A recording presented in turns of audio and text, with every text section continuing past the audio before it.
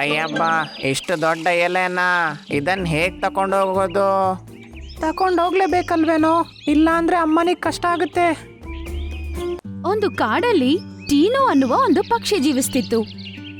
ಚಿನ್ನು ಮತ್ತು ಮುನ್ನು ಅದರ ಇಬ್ಬರು ಮಕ್ಕಳು.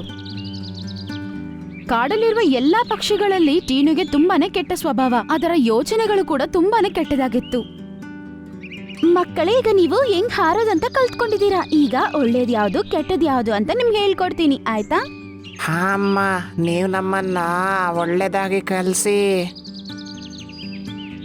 ನೀವಿಬ್ರು ನನ್ ಜೊತೆ ಬನ್ನಿ. ಹಂಗಂತ ಹೇಳಿದ ತಕ್ಷಣ ಮಕ್ಕಳಿಬ್ರು ತಾಯಿಯಿಂದನೇ ಹೋಗ್ತಾರೆ. ದಾರಿಯಲ್ಲಿ ತುಂಬಾ ಪಕ್ಷಿಗಳ ಗೂಡುಗಳಿರುತ್ತವೆ. ಅದರಲ್ಲಿ ಗಿಳಿ, ಹದ್ದು, ಮೇನ ಅಂತ ಇನ್ನೂ ಜಾಸ್ತಿ ಪಕ್ಷಿಗಳು ಇದ್ವು. ಎಲ್ಲರೂ ಟೀನು ಜೊತೆಗೆ ಅದರ ಮಕ್ಕಳು ಹಾರ್ಕೊಂಡು ಹೋಗ್ತಿರೋದನ್ನ ನೋಡ್ತಿರ್ತವೆ. ಆದ್ರೆ ಟೀನು ಮಾತ್ರ ಯಾರ ಹತ್ರನೂ ಮಾತಾಡದೆ ಮುಂದೆ ಹಾರ್ಕೊಂಡು ಹೋಗ್ತಾ ಇರುತ್ತೆ. ಮತ್ತೆ ಒಂದು ಮರದ ಮೇಲೆ ಹೋಗಿ ಕುತ್ಕೊಳ್ಳುತ್ತೆ. ಮತ್ತೆ ಮಕ್ಕಳತ್ರ ಹೇಳುತ್ತೆ, ಮಕ್ಕಳ, ನಾವ್ ಹಾರ್ಕೊಂಡ್ ಬರೋ ಸಮಯದಲ್ಲಿ ಎಷ್ಟು ಪಕ್ಷಿಗಳಿದ್ವು, ಯಾರ ಹತ್ರನೂ ನಾನ್ ಮಾತಾಡಿಲ್ಲ. ಯಾಕಂದ್ರೆ ನಾವ್ ಅವ್ರ ಹತ್ರ ಮಾತಾಡಿದ್ರೆ ಅವ್ರಿಗೇನಾದ್ರೂ ಕಷ್ಟ ಬಂದಾಗ ನಾವ್ ಅವ್ರಿಗೆ ಸಹಾಯ ಮಾಡ್ಬೇಕಾಗುತ್ತೆ. ಆಗ ಅವ್ರ ಕಷ್ಟವನ್ನು ನಾವು ಅನುಭವಿಸ್ಬೇಕಾಗತ್ತೆ. ಅದು ಸರಿಯಾದ ವಿಷಯ ಅಲ್ಲ. ನಮಗೆ ಗೊತ್ತಾಯ್ತಮ್ಮ, ನಾವು ಯಾರ ಹತ್ರನೂ ಮಾತಾಡಬಾರ್ದಲ್ವಾ, ಮತ್ತೆ ಸಹಾಯನೂ ಮಾಡಬಾರ್ದಲ್ವಾ? ಸರಿಯಾಗಿ ಹೇಳಿದ್ರಿ. ಈಗ ಮುಂದೆ ನೋಡಿ. ಅವರು ಮುಂದೆ ಏನಿದೆ ಅಂತ ನೋಡ್ತಾರೆ. ಆಗೊಂದು ಮರದಲ್ಲಿ ಪಾರಿವಾಳ ಕುತ್ಕೊಂಡಿರುತ್ತೆ. ಅದರ ಗೂಡಲ್ಲಿ ಒಂದು ಆಪಲ್ ಕೂಡ ಇರುತ್ತೆ. ಎಲ್ಲ ಪಕ್ಷಿಗಳು ತುಂಬಾ ಕಷ್ಟಪಟ್ಟು ಅವರ ಆಹಾರವನ್ನು ಹುಡುಕ್ತಾರೆ. ಆದ್ರೆ ಆಹಾರ ಹುಡುಕೋ ನನ್ನ ರೀತಿ ತುಂಬಾನೇ ವ್ಯತ್ಯಾಸವಾಗಿರುತ್ತೆ. ಅದು ಅವರಿಬ್ಬರಿಗೂ ಏನೋ ಹೇಳುತ್ತೆ. ಅದು ಅದೇ ಮರದ ಬಳಿ ಬಚ್ಚಿಟ್ಕೊಳುತ್ತೆ. ಮತ್ತೆ ಚುನ್ನು ಮುನ್ನು ಮಿಂಕಿ ಪಾರಿವಾಳದ ಬಳಿ ಅವರು ಅಳ್ತಾ ಹೋಗ್ತಾರೆ. ಮಿಂಕಿ ಅಕ್ಕ, ಅಮ್ಮನ ರೆಕ್ಕೆಯಲ್ಲಿ ತುಂಬ ನೋವಾಗ್ತಿದೆ ಅಂತೆ, ದಯವಿಟ್ಟು ನೀವು ನಮ್ಮ ಜೊತೆ ಬನ್ನಿ, ಅವರು ನಿಮ್ಮನ್ನ ಈಗಲೇ ಕರ್ಕೊಂಬರಕ್ಕೆ ಹೇಳಿದ್ರು. ಅಯ್ಯೋ ಪಾಪ, ತುಂಬಾ ಪೆಟ್ಟಾಗಿರುತ್ತೇನೋ, ತುಂಬಾ ನೋವಿನಿಂದ ನರಳಾಡ್ತಿರುತ್ತೆ. ನೀವ್ ಇಲ್ಲೇ ಇರಿ, ನಾನು ನೀಲಿ ಬೆಟ್ಟಕ್ಕೆ ಹೋಗಿ ಔಷಧಿಯನ್ನು ತರ್ಕೊಂಡ್ ಬರ್ತೀನಿ.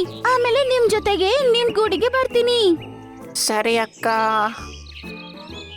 ಮಿಂಕಿ ಪಾರಿವಾಳ ನೀಲಿ ಬೆಟ್ಟಕ್ಕೆ ಹೋಗುತ್ತೆ. ಅದೇ ಸಮಯದಲ್ಲಿ ಮಿಂಕು ಅದರ ಗೂಡಿನಿಂದ ಆಪಲ್ ಎತ್ಕೊಂಡು ಅದರ ಗೂಡಿಗೆ ಹೋಗುತ್ತೆ. ಅಮ್ಮ ಮಕ್ಕಳು ಮೂವರು ಸೇರ್ಕೊಂಡು ತುಂಬಾ ಸಂತೋಷವಾಗಿ ತಿಂತಾರೆ. ಮಿಂಕಿ ಪಾರಿವಾಳ ನೀಲಿ ಬೆಟ್ಟದಿಂದ ಪಾಪ ತುಂಬಾನೇ ಕಷ್ಟಪಟ್ಟು ಅದಕ್ಕೆ ಔಷಧಿ ತಗೊಂಡ್ ಬರುತ್ತೆ. ಅದು ಗೂಡತ್ರ ಬಂದ್ ನೋಡಿದಾಗ ಅಲ್ಲಿ ಚಿನ್ನು ಮುನ್ನು ಇರೋದಿಲ್ಲ. ಅದು ಮಾತ್ರ ಅಲ್ಲದೆ ಅದರ ಆಹಾರ ಕೂಡ ಇರಲ್ಲ. ಆಗ ಅದಕ್ಕೆಲ್ಲ ಅರ್ಥ ಆಗತ್ತೆ. ಈ ಮಕ್ಕಳು ನನ್ನ ಹತ್ರ ಎಷ್ಟು ದೊಡ್ಡ ಸುಳ್ಳು ಹೇಳಿ ನನ್ನ ಆಹಾರವನ್ನು ಕಳ್ತನ ಮಾಡಿದ್ದಾರೆ. ಎಷ್ಟು ದೊಡ್ಡ ತಪ್ಪು. ಮಕ್ಕಳು ಕೂಡ ತಾಯಿ ತರನೇ ತಪ್ಪು ಮಾಡ್ತಿದ್ದಾರೆ. ಸ್ವಲ್ಪ ದಿನ ಹಿಂಗೆ ಕಳೆದೋಗತ್ತೆ.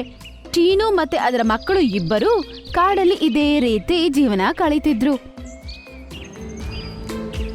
ಒಂದಿನ ಇವರು ಹದ್ದಿನ ಗೂಡಿನಿಂದ ಆಹಾರ ಕಳ್ತನ ಮಾಡಕ್ಕಂತ ಹೋಗ್ತಾರೆ. ಹದ್ದು ಇವ್ರ ಮೂವರ್ನ ನೋಡ್ಬಿಡುತ್ತೆ ಮತ್ ಹೇಳುತ್ತೆ, ಓಡಿಲಿಂದ. ಕೋಪದಿಂದ ಟೀನು ಪಕ್ಷಿನ ಹೋಗಿ ಚುಚ್ಬಿಡುತ್ತೆ. ಆಗ ಅದಕ್ಕೆ ಗಾಯ ಆಗ್ಬಿಡುತ್ತೆ. ಅಯ್ಯೋ!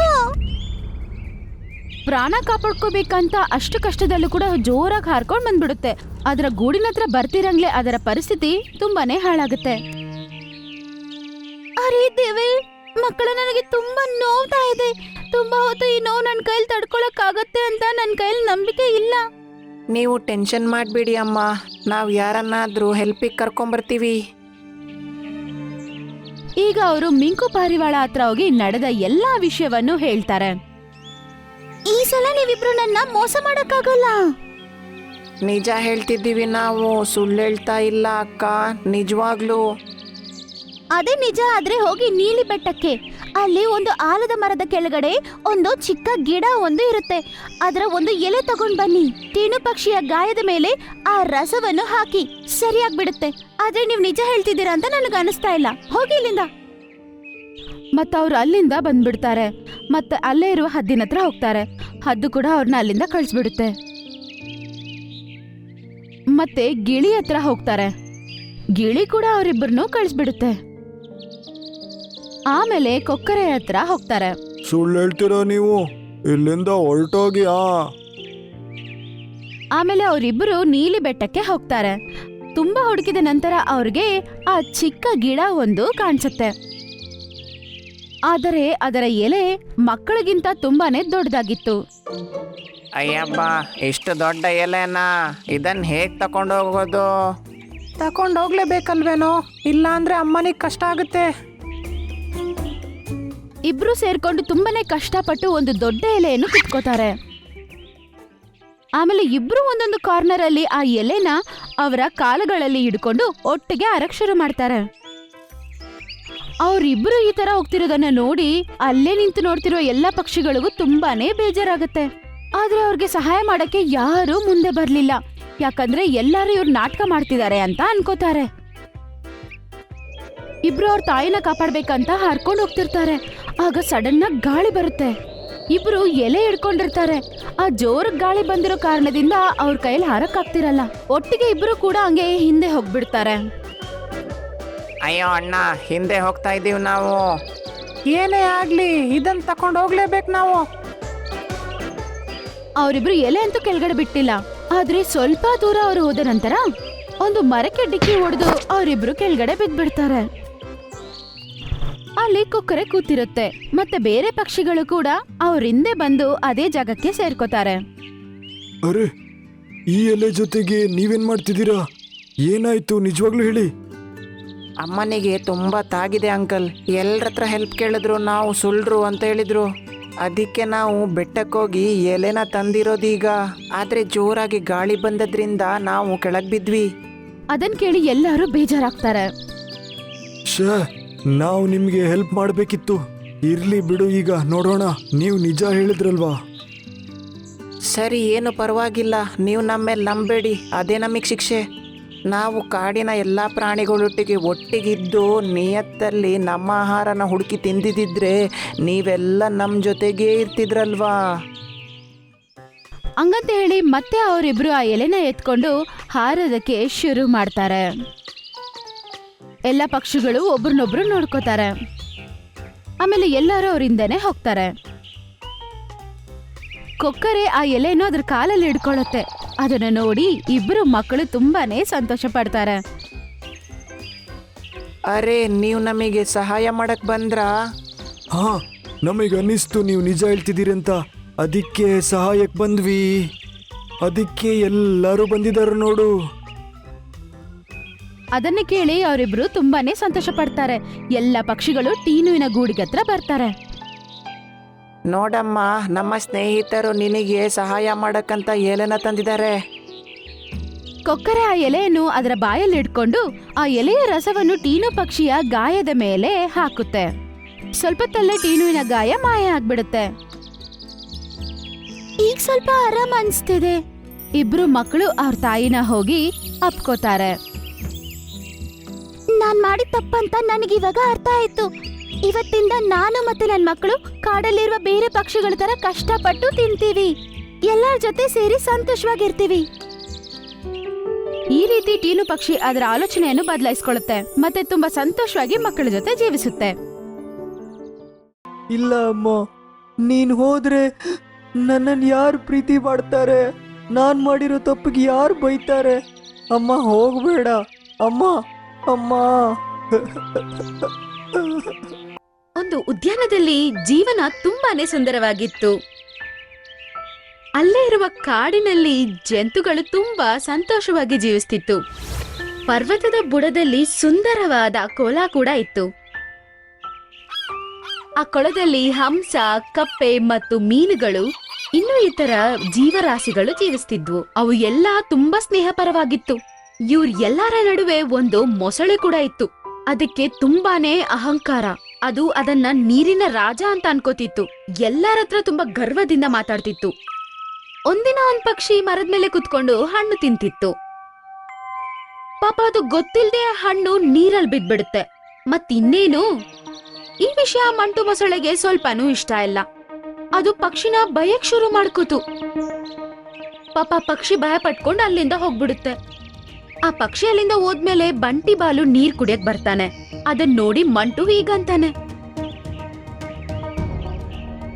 ಬಂಟಿ, ನೀನು ನನ್ನ ಕೊಳನ ಹೀಗೆ ಗಲೀಜ್ ಮಾಡ್ತಾ ಇದ್ಯಾ? ಗಲೀಜಾಗಿರೋ ನಿನ್ ಮುಖಾನ ಇಲ್ಲಿಂದ ತಕೊಂಡು ಹೋಗ್ತೀಯೋ ಹೇಗೆ? ಬಂಟು ಅಣ್ಣ, ಈ ಕೆರೆ ನಿನ್ನದೊಬ್ಬನದೇ ಅಲ್ಲ, ಈ ಕೆರೆ ಇಡೀ ಕಾಡ್ನದ್ದು. ಇಲ್ಲ, ಈ ಕೊಳ ನಂದು. ಮತ್ತೆ ನನ್ನ ಕೊಳದಿಂದ ನಿಮಗೆಲ್ಲ ನೀರು ಕುಡಿಯಕ್ಕೆ ಸಿಗ್ತಾ ಇದೆ ಅಲ್ವಾ? ಅದೇ ದೊಡ್ಡ ವಿಷಯ, ಗೊತ್ತಾಯ್ತಾ? ಹೋಗಿ ಹೇಳು ಆ ನಿನ್ನ ರಾಜನಿಗೆ, ಕೆರೆಯ ರಾಜ ಒಂದು ಆಜ್ಞೆ ಮಾಡಿದಾನಂತ. ಅದೇನಂದ್ರೆ ಈ ಕೆರೆಯಿಂದ ಯಾರೇ ನೀರು ಕುಡಿಲಿ ಅವರು ನೀರಿಗೆ ಕರ ಕೊಡಬೇಕು. ಈಗ ಯಾರಾದ್ರೂ ಮಾಡಿಲ್ಲ ಅಂದ್ರೆ ಅವರನ್ನ ನಾನು ನೀರು ಕುಡಿಯಕ್ಕೆ ಬಿಡೋದಿಲ್ಲ. ಪಾಪ ಇನ್ನೇನ್ ಕತೆ, ಎಲ್ಲಾ ಜಂತುಗಳು ನೀರ್ ಕುಡಿಯಕ್ ಹೋಗಕ್ ಮುಂಚೆ ಅದಕ್ಕೆ ಕರ ತಗೊಂಡ್ ಹೋಗ್ತಿತ್ತು. ಮಂಟುಗೋಸ್ಕರ ತುಂಬಾ ತಾಜಾ ಹಣ್ಣುಗಳು ಮತ್ತೆ ಅವುಗಳಿಗೆ ಸಿಕ್ಕ ಆಹಾರ ತಂದ್ಕೊಡ್ತಿದ್ವು. ಮಂಟು ರಾಜಂತರ ಆರಾಮಾಗಿದ್ದ. ಇದೆಲ್ಲ ನೋಡಿ ಮಂಟುಗೆ ತುಂಬಾ ಸಂತೋಷ. ಹಿಂಗೆ ದಿನ ಕಳೀತಿತ್ತು. ಒಂದಿನ ಚಿಂಟು ಜಿಂಕೆಗೆ ತುಂಬಾ ದಾಹ ಆಯ್ತು. ಆಗ ಅಮ್ಮನ ಹತ್ರ ಹೇಳುತ್ತೆ, ಅಮ್ಮ, ನನಗ್ ತುಂಬಾ ಬಾಯಾರಿಕೆ ಆಗ್ತಾ ಇದೆ. ಮಗ್ನೆ ಮಂಟಕ್ ಕೊಡಕ್ಕೆ ಏನೂ ಇಲ್ಲ. ಆದ್ರೆ ಚಿಂಟುಗೆ ದಾಹ ತಡ್ಕೊಳಕ್ಕಾಗ್ತಿಲ್ಲ.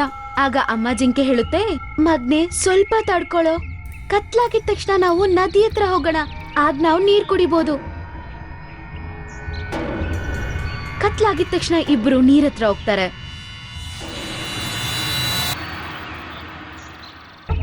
ಚಿಂಟು ಮೆತ್ತಗೆ ನೀರ್ ಕುಡಿಯಕ್ ಶುರು ಮಾಡ್ತಾನೆ. ನೀರಿನ ಶಬ್ದ ಕೇಳಿ ಮಂಟುವಿನ ನಿದ್ದೆ ಕೆಟ್ಟೋಗುತ್ತೆ. ಚಿಂಟುನ ಅಲ್ಲಿ ನೋಡಿ ಮಂಟುಗೆ ತುಂಬಾನೇ ಕೋಪ ಬರುತ್ತೆ. ಏನೋ ನಿಂಗೆ ಇಷ್ಟೊಂದು ಧೈರ್ಯನಾ? ನೀರಿನ ರಾಜನ್ ನೀರನ್ನೇ ಕದಿತಾ ಇದ್ಯಾ ನೀನು? ಎಷ್ಟು ಧೈರ್ಯನೋ ನಿಂಗೆ? ತಡಿ, ನಿನ್ಗೀಗ ಇದೇ ಹಬ್ಬ. ಮಂಟು ಚಿಂಟು ಕಡೆ ಹೋಗಕ್ ಶುರು ಮಾಡ್ತಾನೆ. ಇದೆಲ್ಲ ತಾಯಿ ಜಿಂಕೆ ನೋಡ್ತಾ ಇತ್ತು. ಮಂಟು ಚಿಂಟುನ ದಾಡಿ ಮಾಡಕ್ ಬರ್ತಿದ್ದಂಗ್ಲೆ ತಾಯಿ ಜಿಂಕೆ ಮಧ್ಯದಲ್ಲಿ ಬಂದ್ಬಿಡುತ್ತೆ. ಅದು ಚಿಂಟುನ ಕಾಪಾಡುತ್ತೆ, ಆದ್ರೆ ಅವಳು ಸಿಕ್ಕಾಕೋತಾಳೆ. ಅದನ್ ನೋಡಿ ಚಿಂಟು ಜೋರಾಗಿ ಕಿರ್ಚಕ್ ಶುರು ಮಾಡ್ತಾನೆ.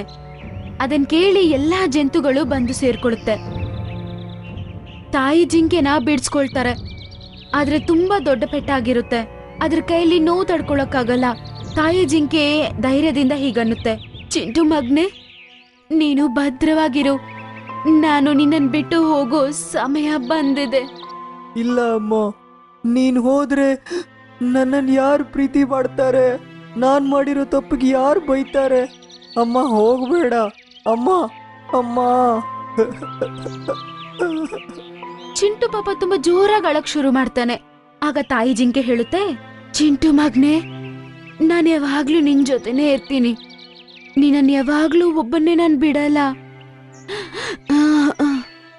ಚಿಂಟುಗೆ ಆಶೀರ್ವಾದ ಮಾಡ್ತಾ ಶಾಶ್ವತವಾಗಿ ತಾಯಿ ಜಿಂಕೆ ಕಣ್ಮುಚ್ಬಿಡುತ್ತೆ.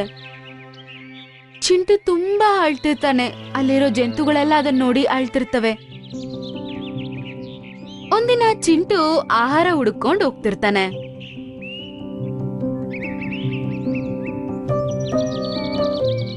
ಆಗ ಅವ್ನ್ ನೋಡ್ತಾನೆ, ಅಲ್ಲಿ ಒಂದು ಕೊಂಬಿನ ಮಧ್ಯೆ ಹಸು ಒಂದು ಸಿಕ್ಕಾಕೊಂಡಿತ್ತು. ನಾನು ಆನೆ ಮಾವನ್ ತರ ಗಟ್ಟಿಯಾಗಿದ್ದಿದ್ರೆ ಈ ಮರನ ನಾನು ಖಂಡಿತವಾಗಿ ಕೂಡ ಎತ್ತಾಕ್ತಿದ್ದೆ. ದೇವ್ರೆ, ಈ ಕೊಂಬೆ ಜರುಗ್ಲಿ. ಚಿಂಟು ಹಂಗ ಅನ್ನೋ ಇಲ್ವೋ, ಆ ಕೊಂಬು ಅದಷ್ಟಗದೆ ಹೋಗಿ ದೂರ ಬಿದ್ಬಿಡುತ್ತೆ. ಅದನ್ ನೋಡಿ ಚಿಂಟುಗೆ ತುಂಬಾನೇ ಆಶ್ಚರ್ಯ. ಆದ್ರೆ ಆಗ್ಲೇ ಅವನಿಗೆ ಅಮ್ಮನ ಮಾತು ಜ್ಞಾಪಕ ಬರುತ್ತೆ. ಆಗ ಅವನ್ಗೆ ಅರ್ಥ ಆಗುತ್ತೆ, ಇದೆಲ್ಲ ಅವನ ಅಮ್ಮನ ಆಶೀರ್ವಾದ ಅಂತ. ಮತ್ತೆ ಇನ್ನೇನು, ಕಾಡಲ್ಲಿರುವ ಎಲ್ಲಾ ಜಂತುಗಳಿಗೂ ಚಿಂಟು ಸಹಾಯ ಮಾಡಕ್ ಶುರು ಮಾಡುತ್ತೆ. ಒಂದಿನ ತುಂಬಾ ಜೋರಾಗಿ ಭೂಕಂಪ ಬರುತ್ತೆ. ಮೇಲೆಯಿಂದ ತುಂಬಾ ದೊಡ್ಡ ದೊಡ್ಡ ಕಲ್ಲುಗಳು ಕೆಳಗಡೆ ಬಂದು ಬೀಳ್ತಿದ್ವು. ಅದರಿಂದ ದೊಡ್ಡ ದೊಡ್ಡ ಮರ ಎಲ್ಲ ಕುಸಿದು ಬಿದ್ದಿತ್ತು. ಆದ್ರೆ ಭೂಕಂಪ ನಿಂತಿದ ತಕ್ಷಣ ಎಲ್ಲಾ ಜಂತುಗಳು ಒಬ್ರಿಗೊಬ್ರು ಸಹಾಯ ಮಾಡ್ಕೋತಿದ್ವು. ಚಿಂಟು ಸಹ ಅದರ ಮ್ಯಾಜಿಕ್ ಅನ್ನ ಯೂಸ್ ಮಾಡಿ ದೊಡ್ಡ ದೊಡ್ಡ ಕೊಂಬುಗಳನ್ನೆಲ್ಲ ಎತ್ತಿ ಬಿಸಾಕ್ತಿತ್ತು. ಆಗ ಕೊಳದಿಂದ ಯಾರೋ ಕಿರ್ಚೋ ಶಬ್ದ ಕೇಳಿಸ್ಬರುತ್ತೆ. ಹೋಗ್ ನೋಡಿದ್ರೆ